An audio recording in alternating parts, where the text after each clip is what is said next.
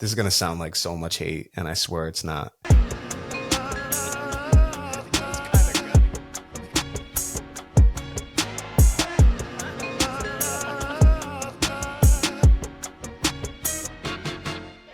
Welcome back to the Warner Brothers podcast. I'm Kyle, joined as always by my brother Keenan, joined by Tim Gray.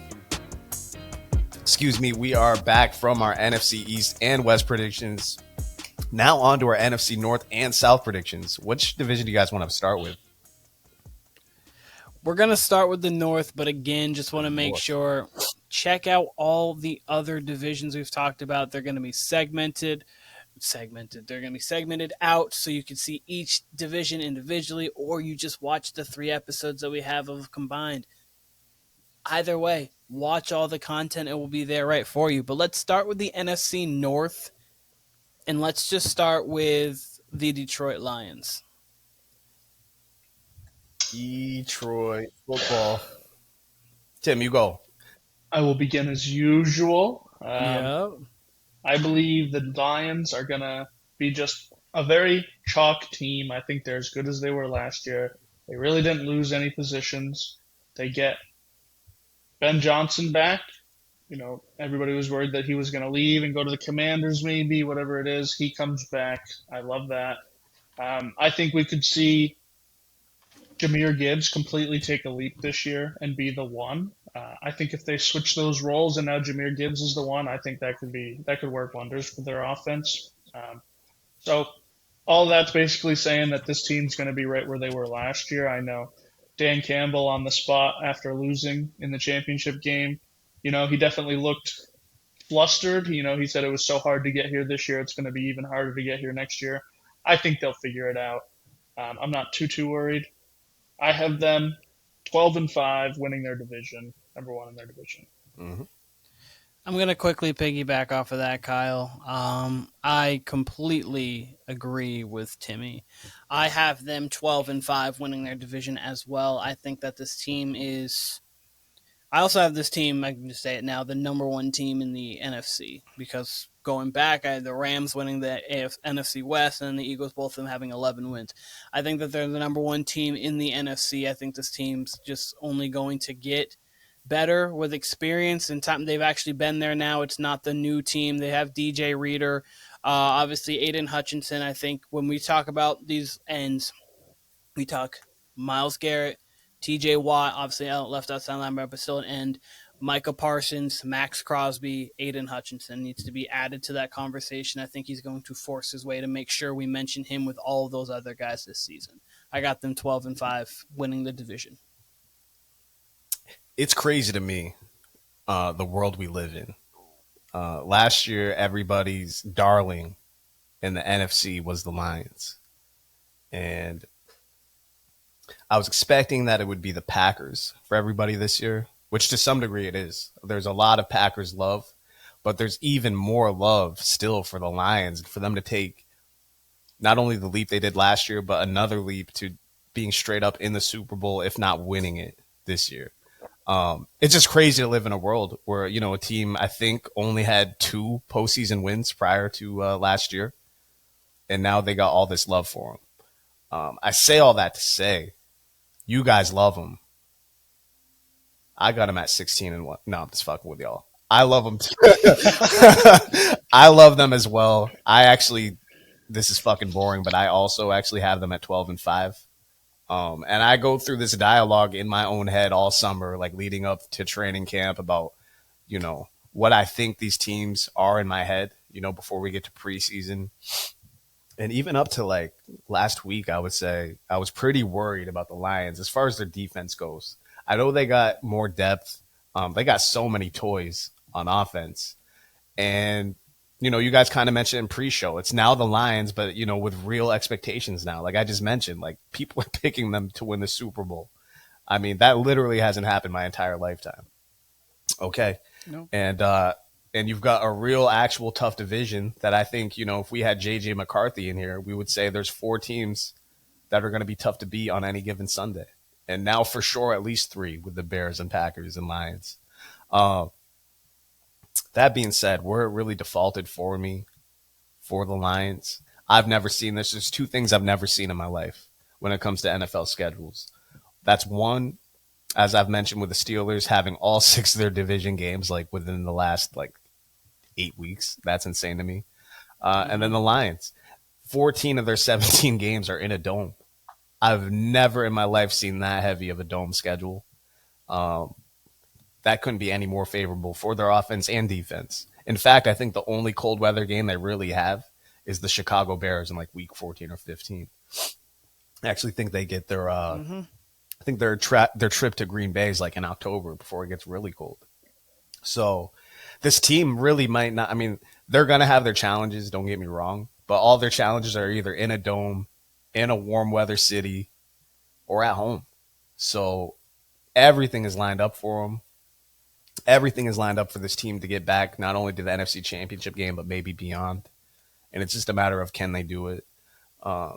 They seem to love Dan Campbell. The league loves Dan Campbell. NFL fans across the world love Dan Campbell. And if I could just go deeper with this Lions team, if the Chiefs were to make it back to the Super Bowl and the Lions were to come out of the NFC, and it was truly like the Lions versus the world in that case, or actually in the Chiefs case, it'd be the Chiefs versus the world because everybody would be on the Lions bandwagon. That would be an insane world to live in, and that very well might be where we're headed. And I don't know, it's just insane. I'm still trying to wrap my head around this, like just this Lions Super Bowl buzz. It's crazy, but it's real and it's here, and I can't wait for it. I can't wait for it. But I'm in lockstep with y'all, 12-5. And I think they take care of the division. That being said, they have any little injuries. This is where I'd be worried for them. Any sort of injuries on that defense, I think it could get a little dicey. But again, that favors still that or that offensive line. Right. The offensive line's one thing they got to stay healthy because when you put a hat on Jared Goff, he's not a quarterback that really does well with pressure. For sure. The thing about the Detroit Lions is they have one of the best lines we've seen. That's the thing. They at least could weather the storm if they lost one of their guys on the offensive. Yeah, if you lose one, you can weather the storm. You just don't. You don't want to lose too many on the line, of course, and obviously injuries happen in the NFL. I'd be worried specifically about their secondary if they got injuries, but. Oh yeah. So let's hop right into the Packers. We are all 12-5. Lions seem to be the best team in the division, unless someone has someone at 13-4 or 12-5. But Packers. I believe that the Packers this year will be a little bit better than they were last year. Last year they were 9-8, just barely made it into the playoffs. But then they really shocked the world in the playoffs. They were a very formidable opponent, taking out the Cowboys, and then really going right to the line with the 49ers. So I think this offense started to click right at the end of the season there, and I think they're going to roll with that. I think LaFleur is a great coach, so I got them at 10-7, just a little bit better. I do have them as the 6th seed, making it right into the playoffs. So I'm going to quickly just bounce off of that because I have the exact same thing as Timmy. They are my 6th seed. They are making the playoffs at 10-7. I think that this Packers team is going to be a lot like last year, as you saw. Jordan Love's only going to start to ascend even more. You get a full season of Christian Watson healthy. I think you're going to be able to see some of the big plays we saw with him a couple years back when Aaron Rodgers was there, especially towards the back half of the season. They've got a lot of weapons. They may not have big names, but they've him, Jaden Reed, Wicks. They got a lot of guys who can produce. And then defensively, hopefully they can get a full season out of Jair Alexander, because if they can do that, that's a top 7 cornerback in the league without any argument there. And then Rashawn Gary, he has been playing very well. Kenny Clark, one of the best defensive tackles. Preston Smith. So they've got all the pieces to be a very good team, and I think that's what they're going to be again, 10-7, 6th seed in the playoffs. I have them exactly the same as Timmy. Sure. I mean, so this team, we know they got rid of Joe Barry, and we would assume that this defense just takes a step up. And if that were to happen, I believe they have. Austin's been calling for his job for 3 years. For sure, yeah. I think most Packers fans have not been happy. Been calling for his job every week with Joey B. But this team, I mean, look, they're young. They seem to be pretty loaded on offense and should be better on defense. They've got a favorable schedule when it comes to at least like their home games. Like if they got tough teams, it's at home. Their road games aren't super tough. They got a Seattle game in there that's towards the end of the year. That is tough, but overall, I kind of like their schedule. I think, and honestly, that this game Friday night, and we're going to talk about it, especially when we do our week 1 picks. But Friday night in Brazil is by default the weirdest game of the entire year. Like, absolutely, aside from the Christmas Day games.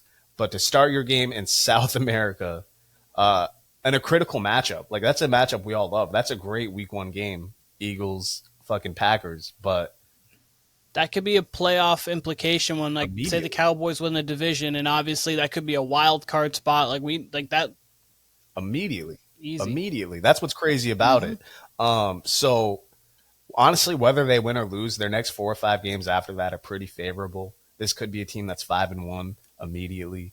Then their schedule heats up a little bit, but again, the way their schedule is placed, Keenan, we got the Lions at 12-5. I could see a world where they are also 12-5. I actually have them. I haven't got my final pick yet. It'll either be 11-6 or 12-5. Either way, I'll have the Lions getting the edge over them for the division. But I think the Packers are right there. I think they're going to be right on their heels. And if the Lions, we're going to continue talking about this division, honestly, but I just mentioned it. With the Lions and their defensive depth, if they were to lose anybody at all, anybody of importance on defense at all, not only are the Packers going to be right there, the Bears very well might be right there as well. And again, that's really the toughest game on the schedule that's late in the year is that at Bears for the Lions. Now we're talking about the Packers here, but everyone else is either in a dome or just a warm weather game. So everything's favorable for them. But the Packers, just for them getting the wild card last year, they got so many easy games spread out in between their tough games. They should be able to load up to 8 wins easy. Easy, just to default there. Their over-unders at 8.5, which I don't understand. I think this is a automatic 10-win team. You guys each got them at 10-7. I think that's their floor to me. I wouldn't be surprised if this team got to 13 wins. I really wouldn't. I view this team the same way as I did the Eagles 2 years ago with Jalen Hurts and all the talent they had on offense mixed with their cake schedule. I think this has remnants of that. So, no, I would not be surprised to see this be 11, 12, or 13-win team.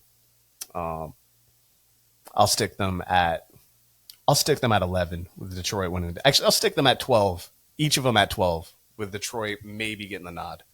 We'll see once we do our playoff predictions pod next episode. All right. Now we jump into the Chicago Bears. The Chicago Bears, Timmy, it's on you. You're on mute. There you go. My bad. Had my mute on.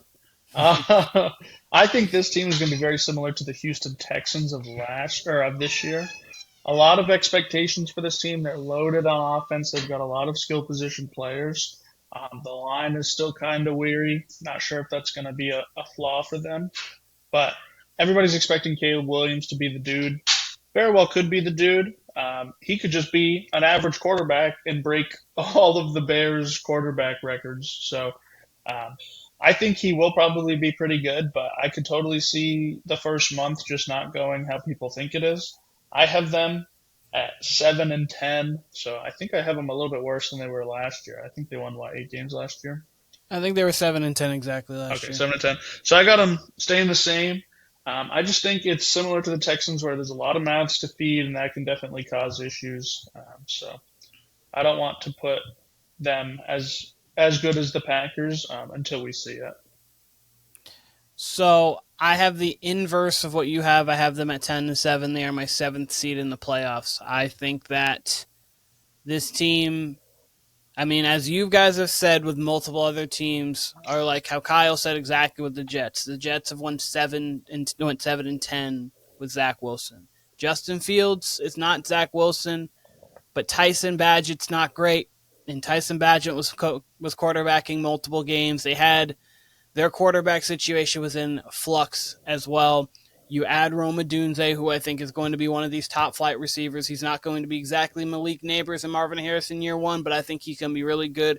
You add a sure-handed guy in Keenan Allen. You have Cole Kmet there already, who has had a good rapport with whatever quarterback's there, good security blanket. Then you have DJ Moore as well. I like what you've added defensively. You have multiple defensive pieces that you've put together. Montrezl Sweat, obviously, you got him last year. You've got Kevin Byard there, so I like what this team is. Jalen Johnson at corner rather as well. So I have them 10-7. I have them my 7th seed in the playoffs, and I have them competing ish for the division. But I do think the Lions are the class of the division to me. Yeah, so I can't get all the way to 10 wins with this team. I agree with what you said. Them going from Fields and Tyson Bagent last year to now Caleb Williams. Thing is with them, their schedule's like loaded with 50-50 games. And I think you have to take that exactly at 50-50 just because Caleb's a rookie quarterback. Don't get me wrong. We see all the talent. We see all the plays you can't really account for on the scouting report, like plays he just makes that are just God-given. Much like Mahomes, much like Aaron Rodgers, that's his comparisons. But Keenan, you mentioned in pre-show, we were talking about Andrew Luck and how his rookie season, I think you mentioned it was 23-19 touchdowns to picks. Mm-hmm. And if you would have asked me, like if you would have just asked me, like what, I would have said something like maybe 27 touchdowns, right? And maybe 19 interceptions sounds about right because Luck did throw a lot more picks than what it would seem for his profile. And I say that to say Caleb Williams, we know him to be a gunslinger. I think he's going to throw more picks, than an Andrew Luck or in that 19 range. You know what I mean? He's going to have more risks, right? So these 50-50 games, even if they're in them, I think you're going to have some games where Caleb throws, 2 or 3 picks. Some of these games, it's not going to matter. Maybe he does play well. But I factored that into my wins total for them. I actually got them at 8-9. I do think they're going to be a fringe playoff team. And again, I think if the Lions at all suffer any major injuries, this Bears team is going to be right there to pick up on that. I cannot get all the way to 10-7 just because that schedule is tough for a rookie quarterback. The rookie wall is real.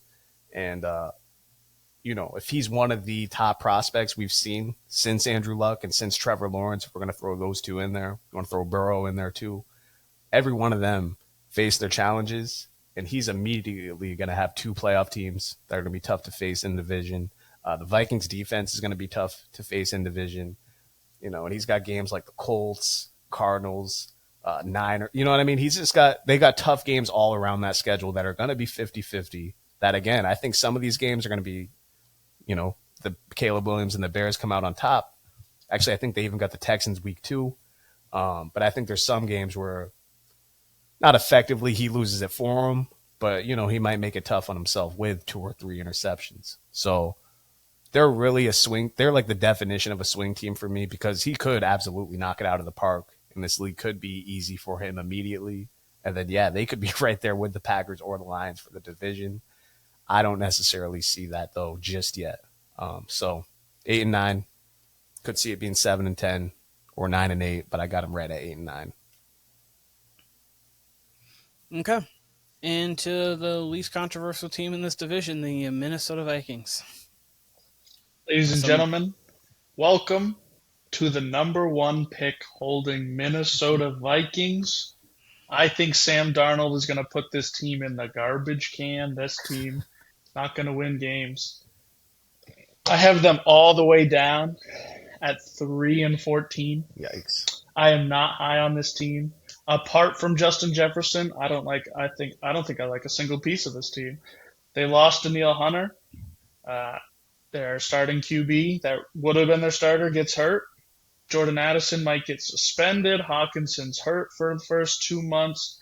They have a left tackle and they have a quarterback on the bench recovering from a meniscus tear. I think it could be a very bright future for this team if they trade the number 1 pick, get a haul because they don't need the quarterback.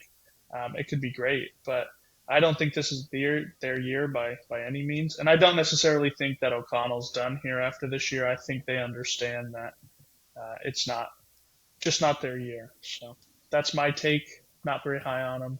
Actually, I'm the lowest on them than any other team. So quite literally low. I'm not the lowest on them, but they're within the top 4. They're going to be competing for the top pick. I have them at 4-13. I think that 1, you're in a division where the other 3 teams are at least good. I know I feel a little bit higher on the Bears than you two, but you guys at least would say the Bears are a decent to good team. And obviously the Packers and Lions just go up from there. So that's already tough enough as it is. You don't have a starting quarterback. You have Sam Darnold. You have Justin Jefferson, and that is about that. Shout out to Aaron Jones. We'll see what you can do. Your line's good, but I mean, you don't have much to do with it. I think Jefferson could have still a very solid year because I think Sam was just going to chuck the ball to him. But yeah, team 4-13. I don't have much else to really talk about with this team. Yeah, I have them at 5-12, and it was kind of hard to get to 5 wins for them, honestly. Uh, Tim, I understand your sentiments, but I also think this is one of the good bad teams. Like I think they're going to be in a lot of games here from their defense, from the pieces that they have on offense, which, as you mentioned, they very well might be without. Hawkinson is going to miss a lot of time. Addison, we don't know how much time he's going to miss, but you still got Justin Jefferson there. You'll have Aaron Jones. And Darnold, even though Darnold is an ass quarterback, he still has a lot of talent. And this is the best situation he's been in, not counting last year being the backup for the Niners. So if anything at all was going to pop for him, it would be this year. I would actually probably pick them for more wins, probably in the 7 range if they weren't in the NFC North. Their division's just going to be tough. I don't see them winning hardly any games, maybe stealing one against the Bears or something like that throughout the year. But their schedule is just entirely too tough. I would give them the 50-50 nod over, I think like they play the Titans. I would give them the nod over that bad team if we were going to say that. So I give the Vikings the nod there, but it's still very hard to get anywhere past 5 wins for them. We don't really have to spend too much time on them. Am kind of interested to see the Sam Darnold experiment in full, though, like a full 17 games, which he won't make it. He'll get injured at some point, but I was gonna say if they're playing him for 17 games, they're going for like the interception record or something. you're at least getting 1 pick a game for sure. You could book him for at least 17 picks.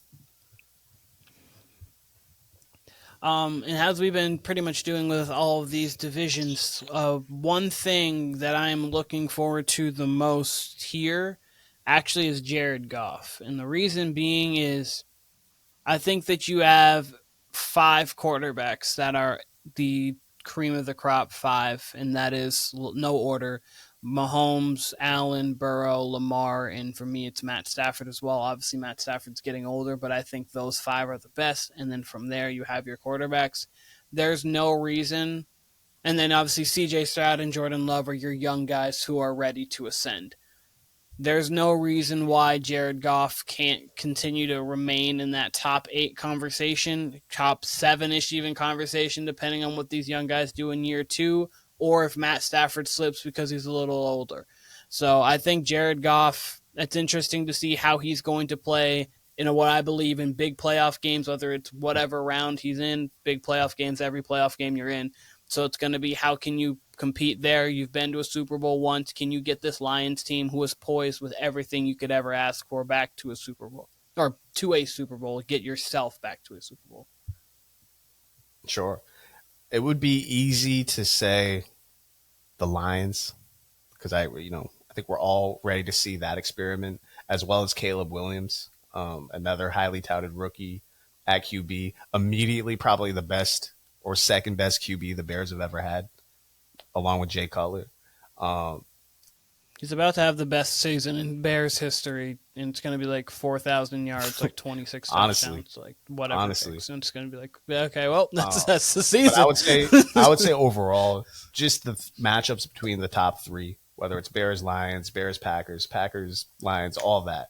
I'm ready for those matchups. So that's what I'm really going to be excited to watch. I think a lot of them fall between October, November, and December. So we're going to get some good cold weather games. Those are storied rivalries anyway. So the fact that there's real stakes behind all 3 teams with real expectations, it's going to be great. I think for me, I'm looking at Josh Jacobs. I want to see him be the Raiders Josh Jacobs that we knew as like the rushing leader. And I think he could totally do it. The problem before in all offseason was that LaFleur has always deployed at least 2 backs. A.J. Dillon was a factor in Green Bay for like most of Aaron Jones's success. AJ Dillon's now on the IR. He's got that neck issue. He's done for the whole season. Marshawn Lloyd, who's their backup that they just drafted, also starting the year potentially on IR. If he has to be the guy because he's the only guy, they give him 20 touches a game. I don't see a reason why he can't repeat as a rushing leader like he did 2 years ago. And I'm just ready to see it. I did see he had come out and said that he turned down more money from the Giants. They offered him a better deal. I believe his deal right now is 4 years, 48 million. So it doesn't necessarily average out to 12 million a year because they can cut him after I think 1 year and then they don't have to pay him like anything. But if they offered him more money, why didn't the Giants just offer that to Saquon? Because that's crazy to me. Like if they're ready to offer, $15 million for Josh Jacobs, why weren't you ready to do that for Saquon? That's crazy. But sorry, side tangent on that. I was just thinking about that from earlier. Josh Jacobs is my guy that I'm looking forward to this year. Very interesting.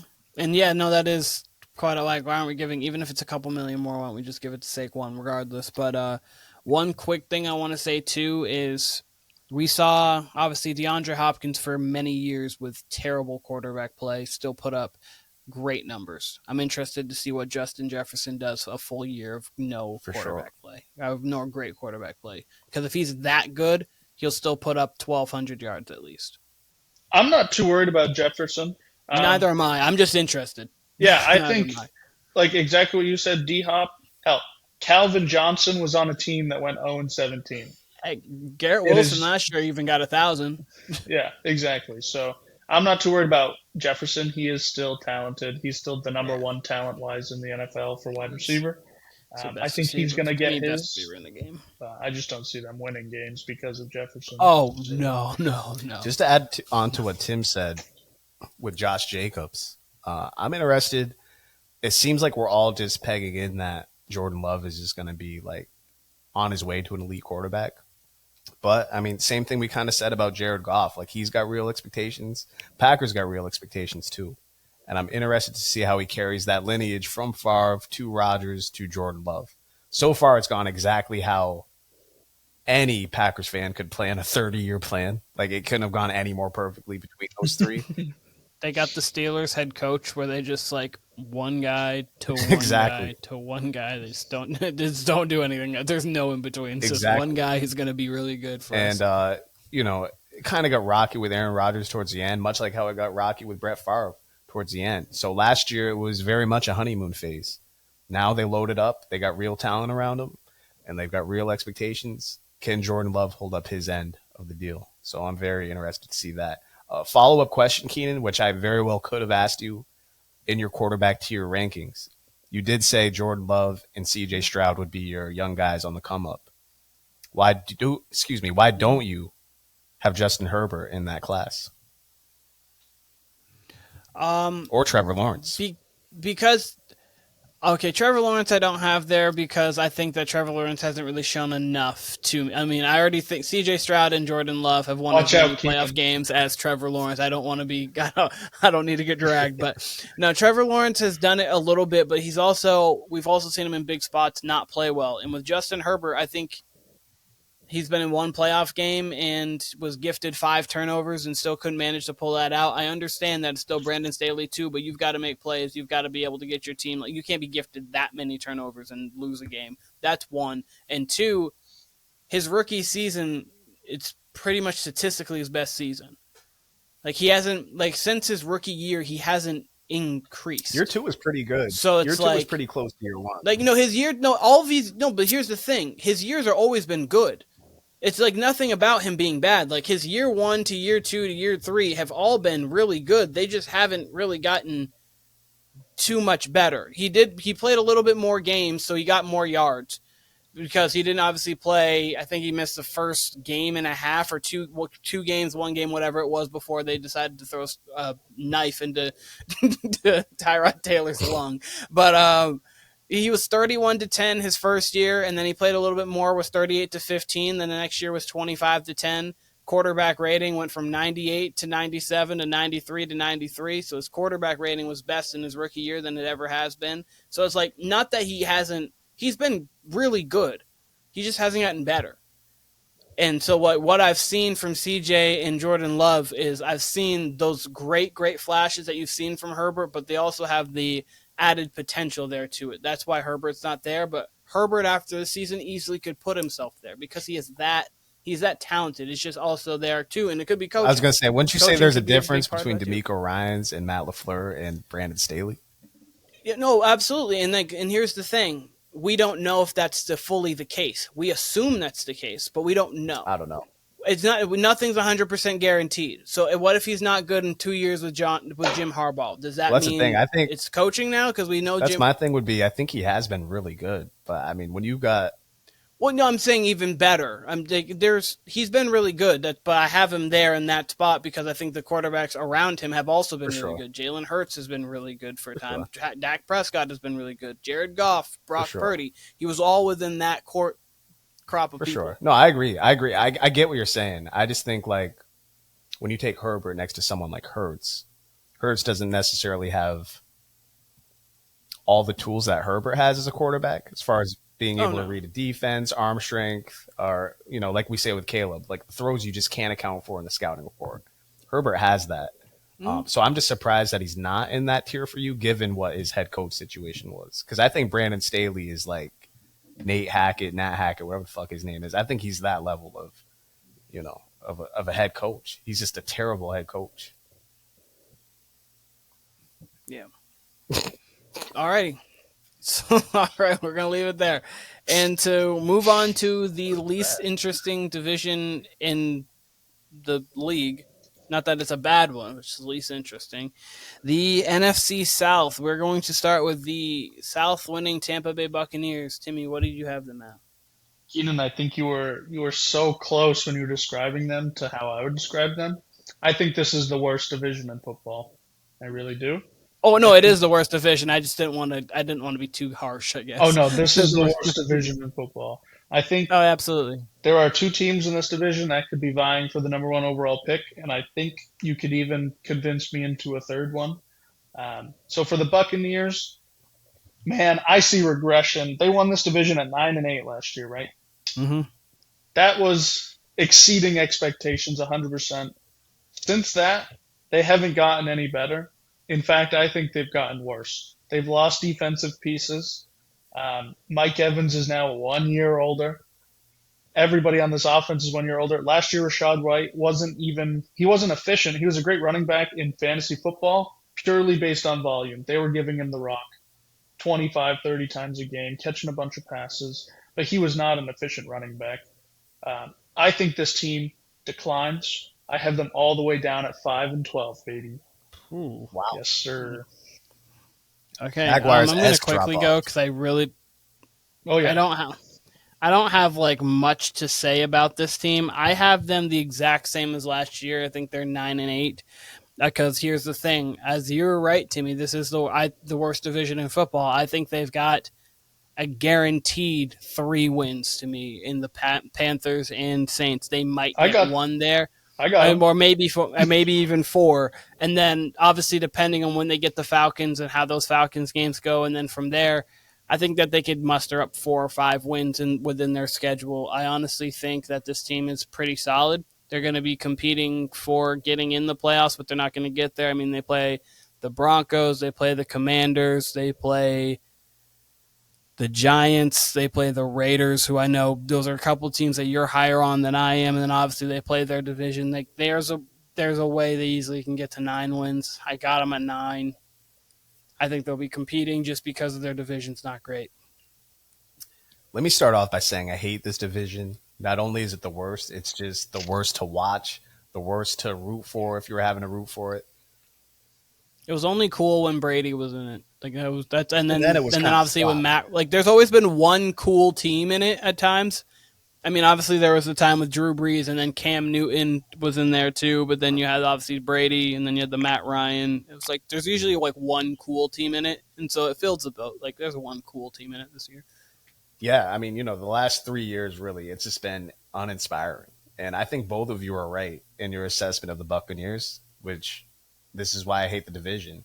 You can make so many cases for all 4 teams, honestly, even the Panthers. If someone were to take the Panthers to win their division, You can't really argue it because there's nothing that either one of these other teams show you in this division that leaves you like, yeah, no, they're the cream of the crop. Aside from the Falcons, just based off what they have for talent and their quarterbacks coming off an Achilles. Either way, the Bucks to me are the hardest to evaluate because of what Tim said, right?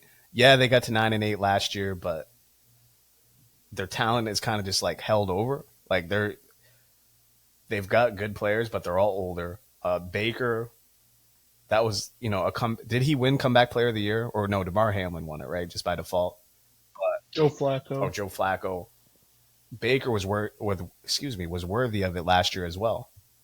Can he do that again this year? Pretty much exactly what we thought about of Geno Smith going from the season prior into last year. That's how I feel about Baker Mayfield this year. Can he do it? Can he keep it up? If he can, yeah, they do have a shot at 9-8. Keenan, you mentioned they have automatic wins in their division. I don't see it as that. Every single year, there is a garbage-ass team in this division who will, for whatever reason, compete like hell in the divisional games. Happens every year, no matter who the quarterbacks are, no matter who the coaches are. So when I go through these divisional games, I'm like, yeah, whatever. You could pick any sort of outcome of any one of these teams for these divisional games, and it will probably happen. Like, it can just go so many places with them. I say all that to say I can't even give you a final record with the Buccaneers. I think their ceiling is 9-8. I think their floor is a 6-win team probably, and I think ultimately they get to 7-10. That's what I got. But All right, we're gonna go. Just to give you their ceiling, though, they do have Todd Bowles, who I think is underrated. He can coach a defense, and if Baker is at all good, that could be enough to steal you the division, or at least be in competition for it. But I do think they regress. Their schedule is actually pretty tough too. We're gonna save the Falcons for last. Next Panthers. We're gonna go quickly through this. What do we think the Panthers are, Timmy? I think the Panthers are a little bit better than they were last year. They get Deontay Johnson. I like that addition. They also drafted Xavier Legette. Very well could be a wide receiver. He's better than Jonathan Mingo, I'll tell you that. So it's an upgrade no matter what. So I like Canales. I think that could be. I think this could really work. He's made a record of turning quarterbacks around. So if he can correct the Bryce Young stuff, I think we're good. I don't think they're good, but I got them at 5-12, even with the Bucks. I actually have them. I don't mean to spoil this, but I have them second in the division at 5-12. Oh man! Alrighty, so I don't think they're really that good, but here's what I'm looking for. The same way that I'm looking for flashes from Jaden Daniels, I'm looking for flashes hopefully from Drake May. I understand Bryce Young is in year 2. I'm looking for him to have more command and control over an offense. He's got enough here to work with. You've got a good receiver in Deontay Johnson, Adam Thielen, solid. As he just said, Xavier Legette. You've got Chuba Hubbard and Miles Sanders. So Jonathan Brooks when he comes back. So overall, you don't have the worst skill positions I've ever seen. And your line is not god awful. It's not great. So overall, their team offense is not the worst thing that it could be. You can have flashes with this offense. Bryce Young, flashes, look like you are worthy of being the number 1 overall pick in the draft, and that they didn't make a massive mistake by not taking CJ Stroud. That's it. 5-12. Yeah, where the Bucks were, they got a lot of mid-tier players who are good enough and a mid-tier coach who's good enough to take advantage of a bad schedule. The Panthers, they did enough to improve their team, but not enough to where you can talk yourself into anything. I have them, I guess, at 6 wins, and that's being very generous. We need to see some sort of leap from Bryce Young. They need to get to 6 wins to have anything for any hope for the future. They'll probably end up at 5-12. They might even end up below that. And if they end up below that, then we should not even consider anything with the Carolina Panthers for the next 5 years, because they'll never figure it out if they get below 5 wins this year. They got to at least get to 6. They got to at least get to league average. They got to show they're competitive. And again, that's what's annoying about this division is I think they have just enough talent to steal some wins against the Saints, against the Bucks, maybe even against the Falcons. And this is just going to be a division that pisses me off the entire year when it comes to picking games, when it comes to teasers, when it comes to picking straight up against the Panthers. There's going to be no rhyme or reason to this division. And I'm ready for it. The good thing about the Panthers this year is they have picks. They have 2 seconds. They have a first. That's a start. I think they got a couple fifths. So they've at least got their picks this year for them being bad. That's a start. That's good. That is a start. We're gonna go to the New Orleans Saints. I don't even sound excited. Can I start with them? Can I start? Yeah, please. I believe they were in my question mark tier when I did my tiers. Yeah, but if there was any ever at all a team that qualified for the mid tier, the hot mid tier, it was the Saints. I mean, they qualify. They have such a mid tier head coach. They've got players who were formerly stars in Derek Carr and Kamara. And I actually think Kamara still has, quality years left in him. It's just this team and what's around it. I can't believe they brought Dennis Allen back. I don't know why they brought Dennis Allen back. There's enough on this defense for them to compete. He's a defensive coach. There's real actual data of Derek Carr being much better in his second year under any OC. Like the second year always ends up being like a quality season. So I say that to say this team has enough like quality and talent to where they could be like what the Bucs were last year. But I have a hard time talking myself into that. And I got them at 7-10. Mid of the mid of the mid of the mid, the Saints are. But don't be surprised if this dumbass team wins the division somehow and Dennis Allen's back in the fold next year. Just don't be surprised. All right, Tim, you're good. I think if this team wins the division next year, Kirk Cousins tore his other Achilles or something. I think this team could be competing for the number 1 pick. This team has been mismanaged from a front office standpoint, from a head coach standpoint. I don't know if you guys pay attention to Dennis Allen's press conferences. That man does not care. He does not hype up any of his players. He does not believe in any of his players. He just craps on them over and over and over again. So here's what's going to happen. 8 weeks into the season, this team's going to be like 1-7. Off the top of my head, I don't know where their bye is. I don't know. Dennis Allen will be fired week 8. And then 12's their bye. Okay, perfect. So they're 1-7. He gets fired. They're going to win 2 more games after that, finishing 3-14, bottom of the division. This team, like you said, Kamara might have a couple years left on him. That's it. It might be a couple. He's getting old, and he gets a lot of touches a year. He's another volume guy. So he's not going to last another 4 years. That would be crazy. I think this is probably his last good year. Offensively, Taysom Hill, they use him too much. Put him in at quarterback. I don't care. Chris Olave is their best offensive player. And He's that's really not their only offensive player, to be quite honest with you. And that's not saying a whole lot. The defense but he's still really good. I'll give him that. He's still really good. I like Chris Olave. I would love him more if Derek Carr wasn't the quarterback. I think this team has a lot of flaws, and I think they're just going to lose game after game. Dennis Allen will be fired. You guys can look it up on your own time. Dennis Allen has been a head coach, I believe, for like 7 years. He was awful. So bad. God. I believe his best year was 7 wins. I believe that that's true. He might have made the playoffs with the Raiders, but I'm not positive. He was awful with the Raiders. Year after year, he's awful. And part of me thinks he's the only 24-46 for his entire career as a head coach. That's really bad. His best season was actually 2 years ago when he was 9-8. Yep. Wow. Incredible. 9-8 is the bar. Yeah, that's too high for Dennis Allen. The only reason I think he's a head coach right now is because Sean Payton retired, knowing he was coming back to the league, and he just wanted to play the Saints and be able to beat them. That was the only reason that he promoted Dennis Allen to head coach. He'll be fired. Mark my words. He will be gone. He will not be their head coach next year. Last time he was fired after week 4, so I mean, the last time he was at stint. I do want to say this. 4-13, 3-14? 3-14. I do want to say this before Keenan goes. Real case for them to be 1-7. Like their schedule is actually pretty tough, especially at the front end. Actually, Keenan, you should take one win off mine. Go from 7-10 to 6-11. 7-10 is way too much. Respect. Um, I have to agree with you. I remember when he got hired to replace Sean Payton. Me and Keenan were very confused on the show about it. We're like, he was terrible as the Oakland Raiders coach. And yeah, 9-8 was his best season 2 years ago. I can't believe Mickey Loomis still has him here. And they are a prime candidate to be picking at the top of the draft next year.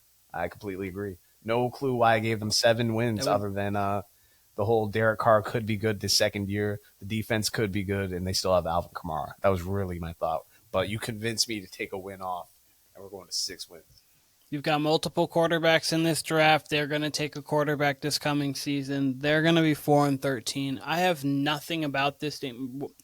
Trade Kamara. Someone needs him. Some contender needs him. Please. Someone at the break will be like, man, we could really use a dual threat guy who can actually run between the tackles but can also catch passes. Someone will. Just trade him. His career stats are like not far off from Christian McCaffrey's. They're scarily close, actually. Oh, he's been very, very good. No, he's been great. He's a great back. He's just been put in a situation to where early on in his career he had Drew Brees and he was in a good situation, and then now he's in a terrible one. He's 29.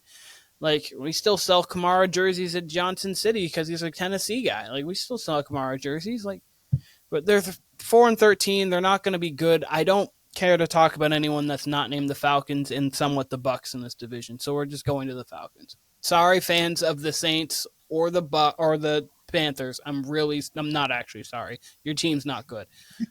We only talk about the Patriots because they are our team. Get on podcast if you want that. Timmy, go on. I like the Falcons. I do. I think I don't think I have any worries about the Achilles with Kirk. I think he'll be fine. I think he had enough time to where he'll be okay. And the Falcons do have a pretty solid offensive line, so I don't have too many worries there. I think he will elevate at least Drake London. I don't know about Kyle Pitts. I know a lot of people are pretty high on Kyle Pitts. He is an athletic freak, but it just hasn't worked out for him. I get it. He's had, Desmond Ridder at QB and Marcus Mariota, so it does make sense. But with Raheem Morris, I think the defense will be better, 100%. So I do like this team. I have them improving, I think, by 2 wins. I got them at 10-7, winning the division easily. 4 seed in the NFC. I'll go right quick because I'm right after it. I have them 10-7, winning the division. I have it a little bit more contested because the Bucs I have at 9-8, but the Bucs easily could be a team that has like only 7 wins. But I think the Bucs will be the same as last year, pretty much a 500 team. I do like everything on this Falcons team. I like the Falcons last year, and you got a quarterback who's a living, breathing guy, and you've got my guy in Bijan Robinson in the backfield. Absolutely. This team's going to be great, and you have arguably the best safety in the league in Jesse Bates. He's going to change a lot defensively there like he did last year already. So Matthew Judon as well, to bring up that too. They feel as if this team can go compete for at least a divisional round, if not a conference championship appearance. So they feel that way, and it really comes up to Kirk Cousins. How is your Achilles? How good can you play? Yeah, man, this division's cursed. Like, this team by far has the most talent in the division. And then it's like, oh, by the way, you're getting what could be an upper-tier quarterback, but he's coming off the worst injury you could possibly have in sports. God hates this division for some reason. There's a world where this is a 12-win team. I actually got them at 10-7 as well. There's even a world where they could be 8-9. Like, I could see it going both ways with this team. They got a light schedule the second half, but they got enough tough teams, especially at the front end, to where, they could accumulate some losses. This division's so bad, though, it doesn't even matter because all they got to do is win the division. They should do that. If they can't, that's a problem. But, hey, they do have enough questions. Between Kirk coming off the Achilles, and I do think Raheem Morris is going to be a good head coach, but we just don't really know. His Bucs stint didn't go well the first time around, but I think he was like my age when he took that job. Kirk Cousins, man, I mean, it's unfortunate because he was playing at an MVP level when he went down. Like, that was truly the best football I'd seen him play, to the point where, like, I was considering, like, believing in him in a big game. Like he was playing that way in November and was just clicking on all cylinders, and then he gets a torn Achilles. Luckily for him, he's a few years younger than Aaron Rodgers. But even Kirk on a torn Achilles, we all agree here, and I think most of America agrees, they should be able to hold it down for that division and at least make the playoffs. Go ahead. That's what I was just gonna say. And here's also the thing too with this team is their backup is better than what their starter was. They have Michael Penix, so I understand he is a rookie, but he is a guy who is older and he's a more seasoned rookie, and then you're going to really get, because he is obviously older. He just came off playing in a national championship game. I know they didn't win the game, but he did play in the national championship game, and he has a guy like Kirk Cousins to learn from. So for some reason, either Kirk just can't go or he gets dinged up. They're not in the situation to where they instantly have to drop out and they won't make the playoffs at all, because Michael Penix is still a quarterback who I feel like can just make the smart decisions, and this team's still talented enough to just at least win the division. So that's good on their part that they did draft the quarterback there and they made the moves that they have, because they're preparing for now and for the future. For sure. Even though draft day was one of the weirdest things, we're like, wait, what? What did you do? And then after the decision, after you trade for Judon and you get all that stuff, you're like, okay, that makes way more sense than it actually did on draft night. Yeah. Yeah, I mean, it's still crazy because they could have took someone there and, immediately improved this team, which, I mean, maybe they still did technically in the long run. But, I mean, who knows? Maybe he wouldn't have been there in the second round for them to take. Obviously, they felt that way. But it is going to be something you can factor in case Kirk Cousins does get hurt. They're for sure. I mean, this for sure looks like a 2-year plan with Kirk Cousins before they turn it over to Penix. Yep. But like you said, if Cousins were to get injured, or if there's a game where he has 5 picks and they just throw Penix in there in relief, he'd be serviceable enough to where he could move the ball and get production out of the offense. So that's not a bad. I'm more confident in him than Desmond Ridder. Yeah. That's not saying much, but I feel more confident in him than Desmond Ridder. Yeah, absolutely. Like he's the only question you would have with Penix is the injuries, which is why it was so crazy that he went that high. So, he's someone who could even just by himself, even if they were just to throw him in by himself, no Kirk Cousins, they could probably still win this division with all that talent.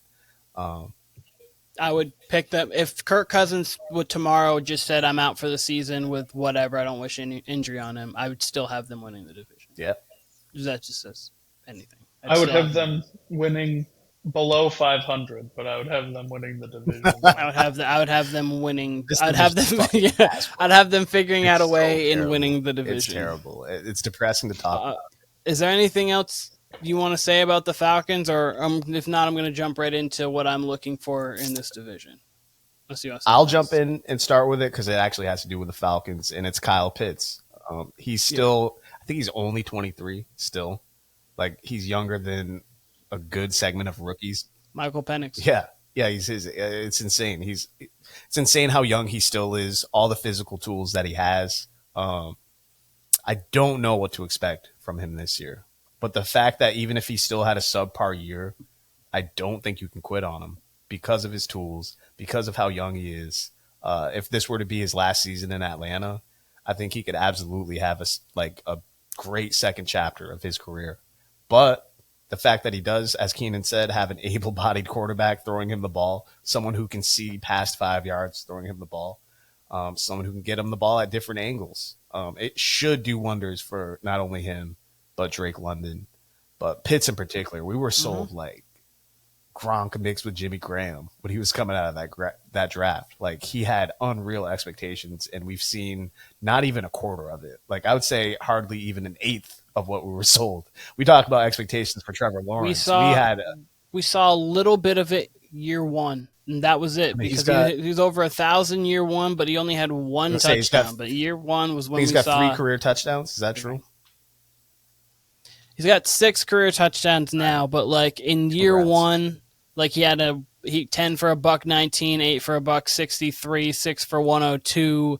So he had some games like that where you're like, oh, over 1,000 yards as a tight end for a rookie. This guy's gonna be something, and then had one of the worst seasons I've ever seen in my life from someone good. He's someone in theory. It was incredibly He's someone bad. in theory, like the way we said about like Justin Jefferson with Sam Darnold. He's someone that even the likes of Desmond Ritter should have been able to get the ball to. You know what I mean? Like him being that athletic, he should have made life easy for those terrible quarterbacks in Atlanta. Between him and Mariota. But Yep. So Kyle Pitts for you. For me, I'm going to kind of do a quick little two-parter. I mentioned Bryce Young. Bryce Young is someone that I'm very interested to see how he grows and how he matures in his second season. But I already talked on that one. The other one, I mentioned his name, which is Bijan Robinson. Bijan has all the makings to be the best running back in the league. Obviously, that's McCaffrey right now. He has a firm hold on that. But Bijan easily could become number 2 by the end of the season. He's drafted in fantasy as if he's going to be number 2, obviously, him or Breece Hall. But I think that he has a legitimate shot to be the second best running back in the league, right behind Christian McCaffrey, obviously with Derrick Henry starting to be on the little bit of the decline with his age.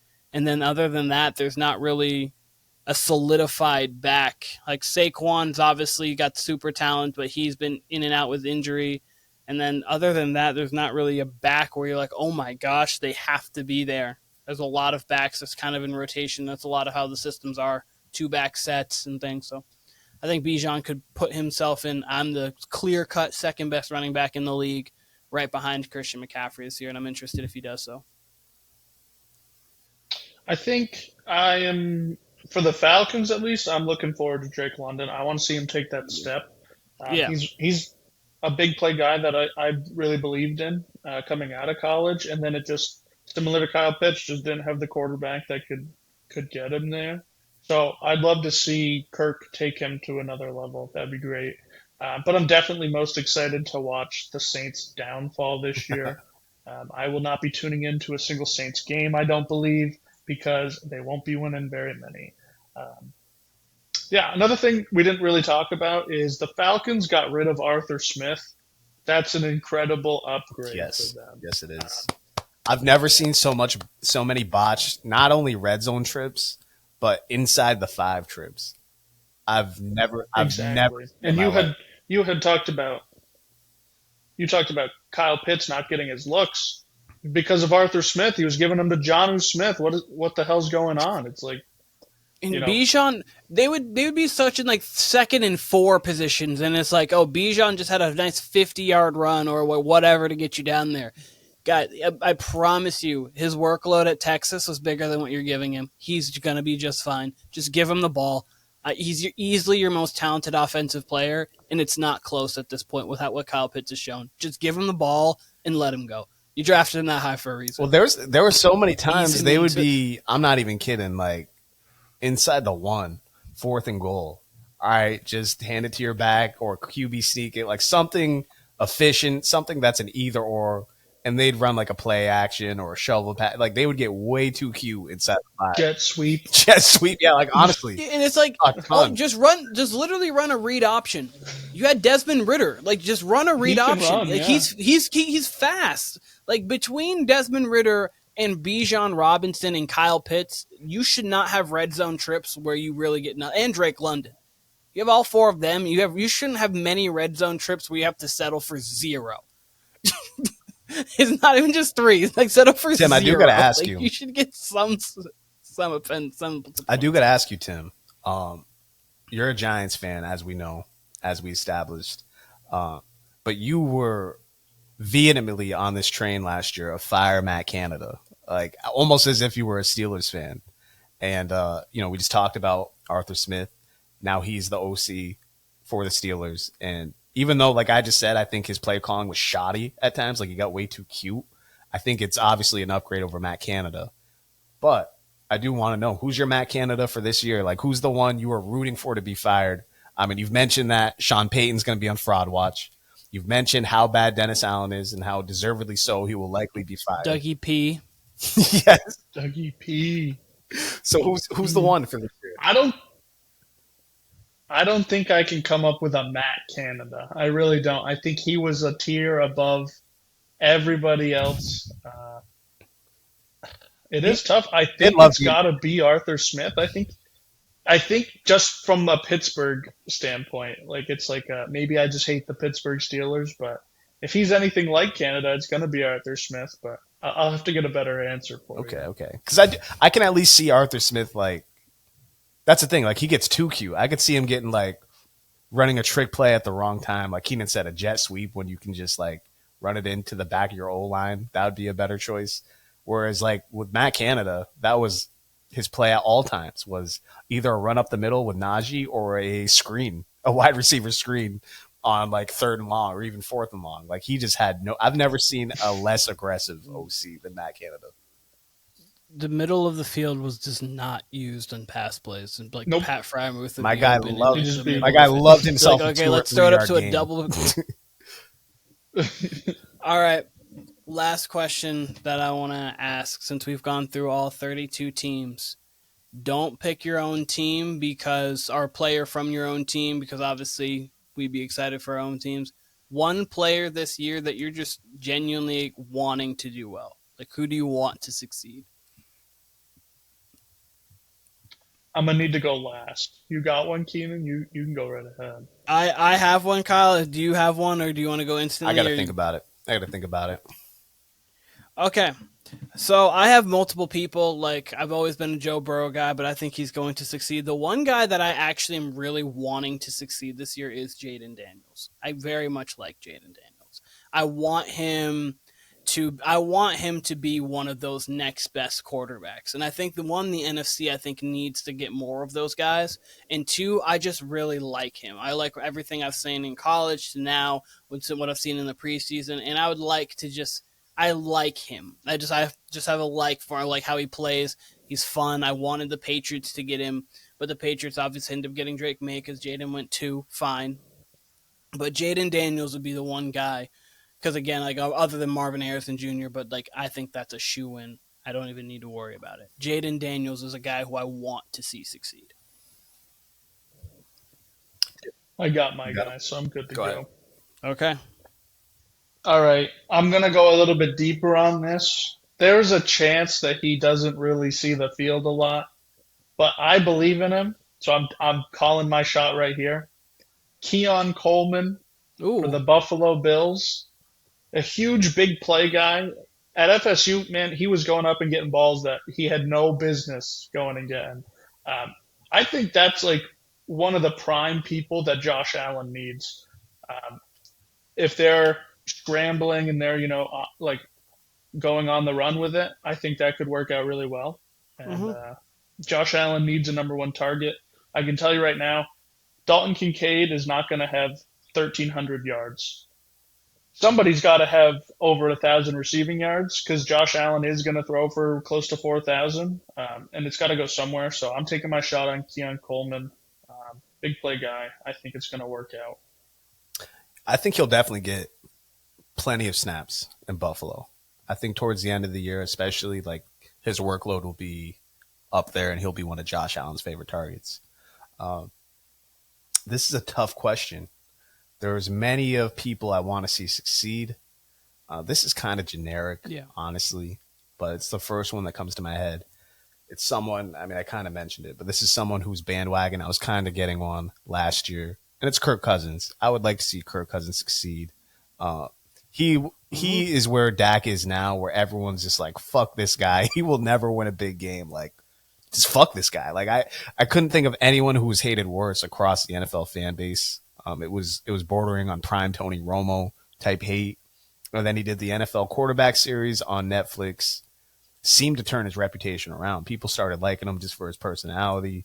You saw a little less Kirk Cousins hate going into last season. And then as I mentioned, You like yeah, that? exactly. And as I mentioned in the Falcon segment, like Cousins was truly playing elite quarterback ball last year, right up until his injury. Even I think he got injured on the game-winning drive against the Packers at Lambeau, like in the snow. Like that's a tough game, no matter who you are, especially in division for them, a dome team, and that's how he gets injured.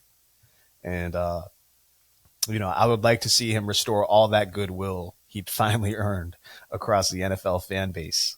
Can he do it? Will he do it? I don't know. But that's one guy I'm rooting for. I'm sure I could come up with a better answer, but That's what I got. Okay. Alrighty. Well, that was that. That was the NFC South and the NFC North. We have finally gotten through all 32 NFL teams. If you haven't seen any other division, we talked about every division. We talked about every team not in the NFC South at length because every other team deserves to have at least a little conversation about them. Again, not sorry to the Panthers or the Saints, even though we did talk about them for a moment. So go check those out. Warner Brothers Podcast. Thank you, Timmy, of course. Last but not least, I mean, we're going to have predictions for the playoffs, the Super Bowl, give you your Super Bowl champion. We're going to give you the bold predictions, which is something that the Warner Brothers are known for. That's just like this podcast, bold predictions is something that we're known for. And then, of course, we're going to give our awards out, who's MVP, Rookie of the Year, Offensive, Defensive Player of the Year, and so on. So be on the lookout for that very soon. Warner Brothers Podcast, YouTube, Instagram, TikTok as well. And we'll see you guys soon.